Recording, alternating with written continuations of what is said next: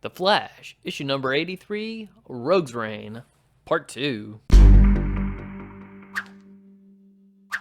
Written by Joshua Williamson, with pencils by Rafa Sandoval, inks by Jordi Tarragona, colors by Arif Prianto, and letters by Steve Wands. And this issue starts off with King Cold reveling in his victory before we see the Flash in chains, along with a power dampening collar, as the trickster yells about the unfairness of the situation. Golden Glider then phases through the wall and breaks out the Flash, which triggers giant robotic guards to begin pursuit.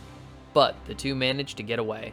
At this time, King Cold is telling the story of how he beat the Flash when the High Guard rushes in to tell Cold about the prison break. He's informed it was his sister that broke out the prisoner, who remains unknown to others. Cold knows he needs to get the Flash back before others see him, and creates giant ice wolves from using the mirror.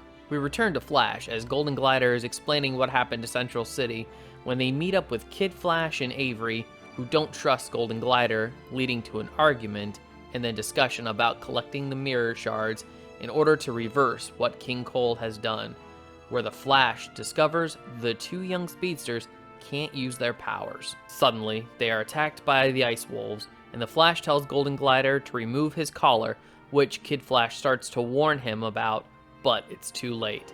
As the collar comes off, an explosion of energy occurs, and the Flash begins experiencing a multitude of timelines simultaneously, causing him immense torture, until Kid Flash puts the collar back on, telling the Flash that they can never use the Speed Force again, as they now sit in a crater made by the blast as the issue ends. And this issue was, once again, really good. Though I do say, I actually thought we were going to get sort of a prequel book where in the first issue of this storyline, we saw what had become a Central City. So I kind of thought that this book was going to tell how that exactly happened, how Cold plotted with the rogues and overcame the Flash. But we just continue the story, which is all well and good.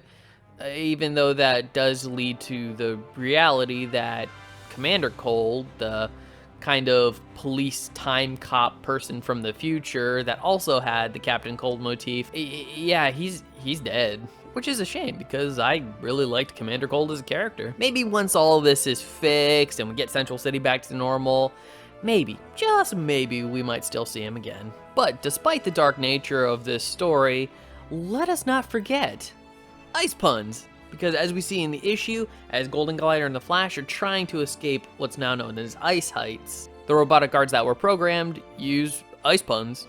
And I like how the fact that Golden Glider pointed out that Captain Cold never used ice puns, and that's how she knows he changed. Speaking of Golden Glider, apparently she may be in love with the Flash, because when the Flash and her had finally moved on, they were out in Central City, the Flash asked her, why would a rogue care what happens to me? And we see her kinda moving in, getting a little closer to his lips, which made me think, is Iris about to have some competition? And apparently my prediction about the speedsters not having connection to the Speed Force in terms of being able to use the power is technically wrong, because when the power dampening collar came off, Barry just started experiencing a whole bunch of different timelines at one time, which now tells me it's not that they lost connection to it in terms of being able to run with it, it's just more so the Speed Force is on the fritz.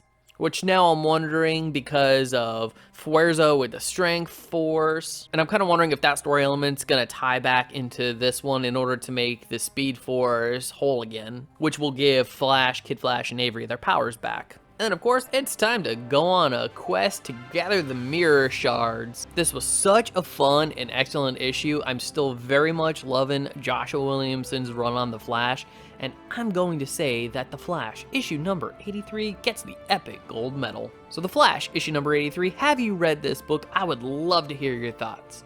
Please leave your comments in the comment section below. And if you like this video, I'd love it if you'd smash that like button, share it with some friends. Subscribe if you're not subscribed already, and ring that notification bell for more comic book content. And if you're wondering what to watch next, consider one of these two videos. Alright, take care, have a great day, and as always, stay geeky.